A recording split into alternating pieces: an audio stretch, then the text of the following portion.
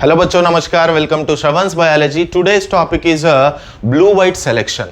Blue white selection plays very important role in rDNA technology experiments. देखिए rDNA technology experiments में from the mixture of bacteria recombinant bacteria को identify करना एक most important step होता है, because you have millions of bacteria. From that millions of bacteria recombinant bacteria को अलग करना एक बहुत इंपॉर्टेंट स्टेप होगा, बिकॉज वो रिकॉम्बिनेंट बैक्टीरिया को एक बार आप आइडेंटिफाई करते हो तो later we can go for large scale culturing. So ये स्टेप बहुत इंपॉर्टेंट रोल प्ले करता है। तो देखिए, मैं इस टॉपिक में देखिए यहां पे मैं ब्लू व्हाइट सिलेक्शन के लिए जो वेक्टर यूज किया वो है एक artificial plasmid PUC8। You know artificial plasmids, so one of the artificial plasmid is PUC8। अब PUC8 में देखिए सिलेक्टेबल मार्कर देखिए LAC-Z सीक्वेंस है, as well as we have antibiotic resistant gene ampicillin resistant gene ampicillin AMP-R बोल के बताइए। of course oocyte ये सब तो रहेगा। now what we have to do, we have to introduce our desirable gene in the place of LAC-Z। तो we have some restriction enzymes, with the help of restriction enzymes create a cut inside the LAC-Z sequence, then introduce the desirable gene in the LAC-Z। तो ऐसे आपका rDNA construct हो जाएगा। आया समझ में? मैं अपने डिजायरेबल जीन को LAC-Z के सीक्वेंस में इंट्रोड्यूस करूंगा और फाइनली मैं क्या कंस्ट्रक्ट कर दिया? यहां पे आरडीएनए कंस्ट्रक्ट कर दिया। What is the next step after construction of rDNA? एक बार आरडीएनए कंस्ट्रक्ट करते हो तो transfer it into the host bacteria. Host में ट्रांसफर करिए, बैक्टीरिया में ट्रांसफर करिए। तो मैंने क्या कर दिया? इस आरडीएनए को होस्ट के अंदर ट्रांसफर कर दिया। अब यहां पे कुछ पॉसिबिलिटीज है। We know that sometimes the vector may have desirable gene, even the vector may not have desirable gene। ये पॉसिबिलिटी याद रखिए आप। तो अब यहां पे मैंने बैक्टीरिया में ट्रांसफर कर दिया, जो भी आरडीएनए था मैंने ट्रांसफर कर दिया, टेस्ट ट्यूब में ऐड कर दिया। यहां पे बहुत सारे मिलियंस ऑफ बैक्टीरिया है। We have 3 possibilities now. देखिए, some of the bacteria not received anything, possibility है, हो सकता है कुछ बैक्टीरिया कुछ रिसीव ही नहीं किए। Second possibility, some of the bacteria received only vector, मतलब वहां हमारा आरडीएनए कंस्ट्रक्ट हुआ ही नहीं था, तो second possibility. Third possibility, some of the bacteria received the exact rDNA. तो अब यहां मिलियंस ऑफ बैक्टीरिया में से हमें यह बैक्टीरिया की जरूरत है। इधर देखिए आप, मैं क्या क्या बताया था? Some of the bacteria may not have received anything, कुछ रिसीव ही नहीं किए, यह पॉसिबिलिटी है। इन्हें हम बोलेंगे non transformant bacteria. We know that what is transformation? Transformation is receiving something from surroundings, receiving DNA from surroundings. तो फर्स्ट पॉसिबिलिटी क्या है? कुछ बैक्टीरिया कुछ रिसीव ही नहीं किए, तो इसकी हमें जरूरत नहीं है, है ना? नॉन ट्रांसफॉर्मेंट्स है, तो इन्हें नॉन ट्रांसफॉर्मेंट्स बोलो, जिसने कुछ भी रिसीव नहीं किया। बाकी आप सराउंडिंग से कुछ रिसीव करते हो तो you are called as a transformant bacteria. तो यहां देखिए, ये दोनों बैक्टीरिया कुछ ना कुछ सराउंडिंग से रिसीव किए, इन्हें ट्रांसफॉर्मेंट बोल सकते हैं, फर्स्ट एंड सेकंड। लेकिन अच्छे से ऑब्जर्व करो, फर्स्ट केस में सिर्फ वेक्टर रिसीव हुआ, so this is transformant only. इस बैक्टीरिया को क्या बोलेंगे? ट्रांसफॉर्मेंट ओनली बोलेंगे। सेकंड केस में हमारा ट्रांसफॉर्मेंट है एज वेल एज रिकॉम्बिनेंट भी है, बिकॉज सी यहां हमारा डिजायरेबल जीन है, यहां पे हमारा डिजायरेबल जीन दिख रहा है, recombinant bacteria. In this way, from this millions of bacteria we have to separate this particular recombinant bacteria. इन मिलियंस ऑफ बैक्टीरिया से हमें क्या अलग करना है? रिकॉम्बिनेंट बैक्टीरिया को अलग करना है। इसी को बोलते हैं सिलेक्शन प्रोसेस या screening process. How to separate this, how to identify this recombinant bacteria from the cluster of या millions of bacteria, ये हमारा टास्क है। तो हम क्या करें? यहाँ ब्लू व्हाइट सिलेक्शन के थ्रू, हम ब्लू व्हाइट सिलेक्शन के थ्रू पता कर लेंगे कि मिलियंस ऑफ बैक्टीरिया में कौन से बैक्टीरिया हमारा चॉइस ऑफ बैक्टीरिया है या रिकॉम्बिनेंट बैक्टीरिया है। उससे पहले एक पॉइंट आप याद रखो, ये जो वेक्टर है इसमें LAC-Z के बारे में मैं थोड़ा इंट्रोडक्शन दूंगा। आप मॉलिक्यूलर बेसिस में भी पढ़े थे ओपेरान में। What is LAC-Z? याद है आपको? LAC-Z is the gene that code for the enzyme beta galactosidase, and beta galactosidase breaks the lactose into glucose and galactose. ये लैकोपेरान कंसेप्ट है। अब यहां पे क्या है? ये जो LAC-Z होगा, सेम स्टोरी है, it produces the enzyme called beta galactosidase, but यहां पे बीटा गैलेक्टोसिडेज किस पे एक्ट कर रहा है? एक्स गैल which is a chromogenic substrate. हम किस लिए यूज करेंगे यहां पे? क्रोमोजेनिक सबस्ट्रेट को ब्रेक करने के लिए। हम यहां पे लैक्जेड का जो बीटा गैलेक्टोसिडेज का काम बता रहे, फंक्शन बता रहे, beta galactosidase acts on a chromogenic substance called as X gal. What is chromogenic substrate? When a substrate converted into product it will produce colour, that is chromogenic substrate. अब आपको doubt आएगा, sir beta galactosidase तो lactose पे act करता है, what is this X gal? X gal is similar in structure with lactose. तो X gal के ऊपर भी बीटा गैलेक्टोसिडेज का एक्शन हम देख सकते हैं। तो बीटा गैलेक्टोसिडेज जब एक्स गैल को कन्वर्ट करेगा इनटू गैलेक्टोज, एक ब्लू पिगमेंट भी, ब्लू प्रेसिपिटेट भी फॉर्म होता है। ये नॉलेज अपने पास रखिए। ये नॉलेज के बेसिस पे अभी आपको इजी हो जाएगा टॉपिक को समझना। आ रहा है समझ में? Yes sir. आगे बढ़ते हैं फिर। Let us understand how to separate this recombinant bacteria with blue white screening.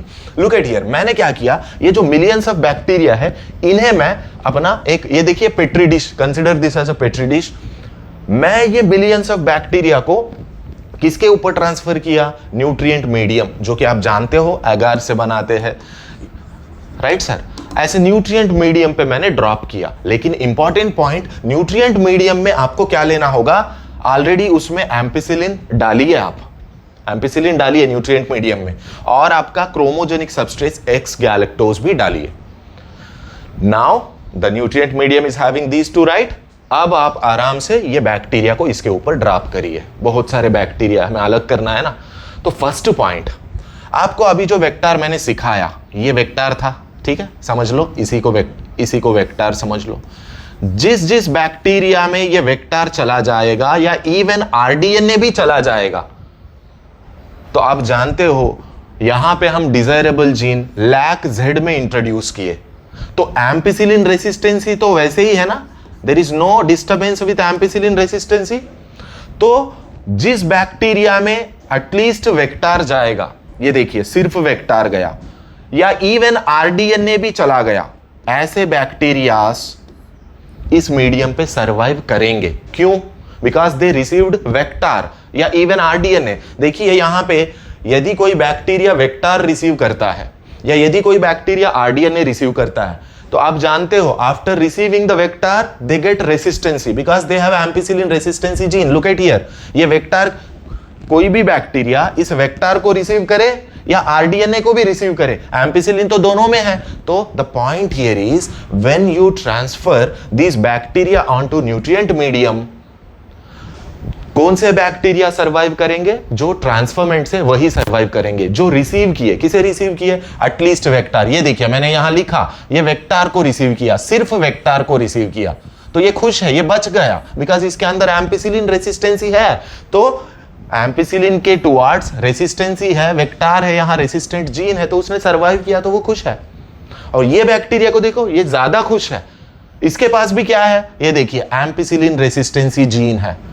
तो कौन नाराज है यहां पे? इस मीडियम पे जिस बैक्टीरिया में एटलीस्ट वेक्टर ट्रांसफर नहीं हुआ, आरडीएनए कुछ भी रिसीव नहीं किया, मैं इस बैक्टीरिया की बात कर रहा हूं जिसने कुछ रिसीव नहीं किया। सो the bacteria that not received anything, उनको तो मरना ही है, ऐसे बैक्टीरिया का डेथ हो जाता है। मतलब जो सैंपल आप मीडियम पे ट्रांसफर करते हो, आफ्टर ट्रांसफरिंग जो बैक्टीरिया मर गया, समझ जाइए वो कौन सा बैक्टीरिया? नॉन ट्रांसफरमेंट है, उसने कुछ रिसीव ही नहीं किया। जो आरडीएनए आप डाले थे बैक्टीरिया के सॉल्यूशन में, उसने रिसीव नहीं किया। सो वेक्टर रिसीव नहीं हुआ या आरडीएनए रिसीव नहीं या कुछ रिसीव नहीं हुआ। So such bacteria are non transformant bacteria, they failed to receive the DNA. So उनके अंदर तो एम्पिसिलिन का रेसिस्टेंसी आएगा ही नहीं। तो फर्स्ट स्टेप में क्या हो गया? इस प्लेट पे we are successfully separating the transformant bacteria from the non transformant, because non transformant को तो मरना ही है, मर गए वो लोग। अब सेकंड टास्क क्या है? यहां बहुत सारे बैक्टीरिया बचे हैं, हमें नहीं पता कौन सा बैक्टीरिया ट्रांसफरमेंट है, कौन सा बैक्टीरिया ट्रांसफरमेंट कम रिकॉम्बिनेंट है। For that purpose we have added X galactose to the medium, right? तो कंसिडर यहां X galactose है, ये देखिए यहां X galactose है, समझ लेते मीडियम में है। जिस बैक्टीरिया में सिर्फ वेक्टर है, सिर्फ वेक्टर है, ओनली वेक्टर, मतलब the point here is lac Z है। जिस बैक्टीरिया में लैक Z है, मतलब हमारा डिजायरेबल जीन नहीं है। तो लैक जेड जब एक्सप्रेस होगा, we know that we get beta galactosidase enzyme, and this beta galactosidase enzyme will convert X galactose into galactose and blue precipitate, blue pigment, insoluble pigment।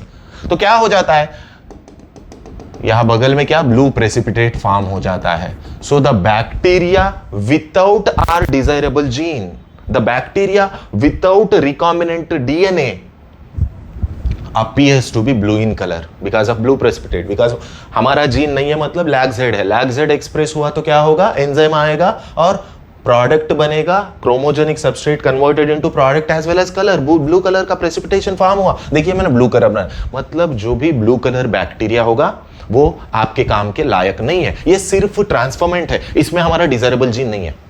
आया समझ में? Yes sir. लेकिन जिस bacteria के अंदर आपका डिजायरेबल जीन होगा, जो भी मैंने इंट्रोड्यूस किया लैक जेड के अंदर, see we know that when you introduce your desirable gene in the sequence of lac Z, इस लैक जेड को काटे आप, है ना, क्या काटे आप, सिंपल है, इस लैक जेड को इनएक्टिवेट किए। सो इनएक्टिवेट किए, वो एक्सप्रेस ही नहीं होगा, इसी को बोलते हैं insertional inactivation. Because of the insert of desirable gene, the lag Z got inactivated. This is what insertional inactivation, बहुत इंपॉर्टेंट टर्म था। आया समझ में? So look at here, there are some bacteria, आप जानते हो इसमें कुछ बैक्टीरिया है जिसके अंदर आरडीएनए है, जिसमें आरडीएनए है, जिसमें हमारा डिजायरेबल जीन है, मतलब लैक जेड वहां नहीं है, वो इनएक्टिव है, तो वहां एंजाइम प्रोड्यूस नहीं होगा। As there is no enzyme, X gal is not converted into product, so colour is not developed. वैसे भी कलर डेवलप नहीं हुआ तो बैक्टीरिया को आप बोल रहे हो व्हाइट बैक्टीरिया। नॉर्मली इकोले की बात करते हो, जब कॉलोनीज ऑफ इकोले रहेंगे वो व्हाइट कलर ही दिखेंगे, तो कलर डेवलप नहीं हुआ तो व्हाइट कलर है। इसका मतलब ये देखिए मैं व्हाइट कलर में बनाया, सो जो कुछ भी व्हाइट बैक्टीरिया यहां मिलेगा, the white bacteria are recombinant bacteria and the blue bacteria are only transformant bacteria. There is no desirable gene. In this way, जहां white bacteria उसे आप अलग कर दो, further you can go for small scale culturing and large scale culturing. Hope you understood the topic blue white screening. And इस video को जरूर like करिए, ऐसे बहुत सारे यूजफुल वीडियोस आपके लिए बनाता रहूंगा। थैंक यू, धन्यवाद।